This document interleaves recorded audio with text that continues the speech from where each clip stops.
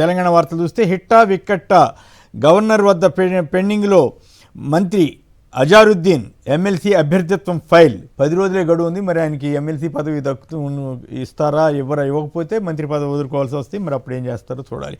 నేడు జగిత్యాలలో గులాబీ గర్జన, ఏడాది తర్వాత ప్రజా ఆశీర్వాద సభతో జనంలో కేసీఆర్.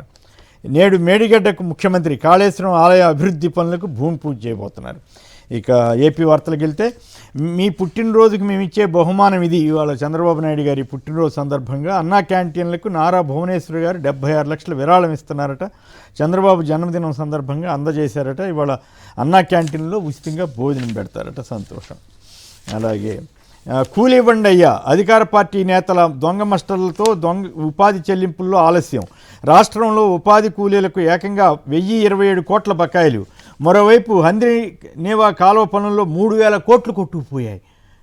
ఈ నీటి ప్రవాహం ఆగడంతో హంద్రి నీవా, పొంగనూరు, కుప్పం బ్రాంచ్ కెనాల్ల లైనింగ్ డొల్లతనం బయటపడిందంటూ చాలా విచారకరమైనటువంటి వార్త. విశాఖ ఉక్కు అమ్మకం ఆపాలి, సిఐటియు మహాసభల డిమాండ్. వెలిగొండకు నిధులేవి, జూన్ నాటికి ప్రాజెక్టు పూర్తి చేయాలని లక్ష్యమని ఎల్లో మీడియా కూడా అప్పుడప్పుడు కొన్ని వార్తలు రాస్తుంది. జనానికి మరీ ఇది చేయటం, మాయ చేయాలి కదా ఎంతో కొంత. ఆత్మలకు భూ హక్కులంట, ఇదో తమాషా వార్త. లేని వాళ్ళకి పేరు మీద కూడా భూ హక్కులు ఇచ్చారట.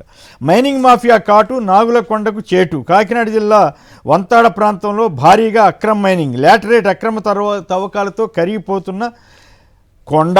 అయ్యా ఇది పరిస్థితి ఆంధ్రప్రదేశ్లో. నెక్స్ట్ ఇక జర్నలిస్టులు దానికి వెళ్దాం. నిన్న తెలంగాణ జర్నలిస్టులు అయితే గట్టిగా పోరాడిన తీరు నిజంగా అభినందనీయం.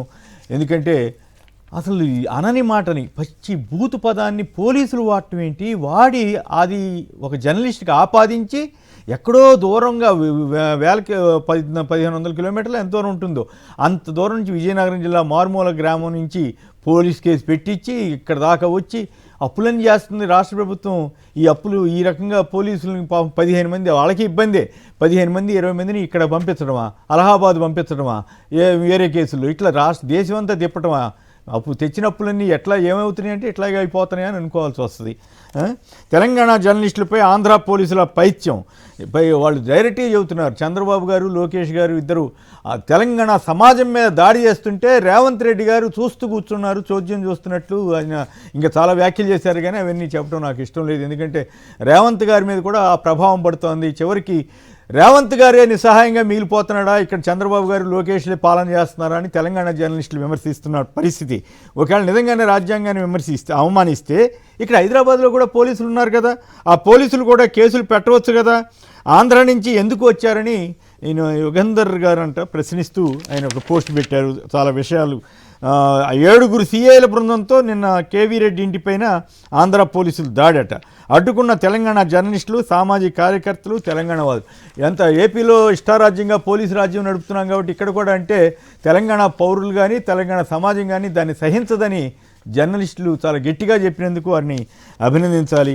మరోవైపు చూడండి, జగన్ గారి కుటుంబం పైన తప్పుడు ప్రచారం చేస్తారు. అయ్యా వీళ్ళ మీద చర్య తీసుకోండి అని వీళ్ళు వెళ్ళి ఉదాహరణకి కర్నూలు నగరం 2వ పోలీస్ స్టేషన్కి వెళ్తే కూడా సోషల్ మీడియా అధ్యక్షులు గొల్ల మధుశేఖర్, అలాగే కర్నూలు నియోజకవర్గ సోషల్ మీడియా అధ్యక్షుడు అశోక్ కుమార్, ఇలా చాలామంది చాలా చోట్ల ఫిర్యాదు చేస్తే కూడా ఎందుకు రాధాకృష్ణ గారు వాడిన పచ్చిబూతుల మీద కూడా ఫిర్యాదు చేస్తే చర్య తీసుకోలేదు. ఇంకోవైపున తాజాగా బుచ్చే చౌదరి గారు ఏమంటాడు, మాకు అధికారం ఉంది, మేము తలుచుకుంటే నరికేయగలం.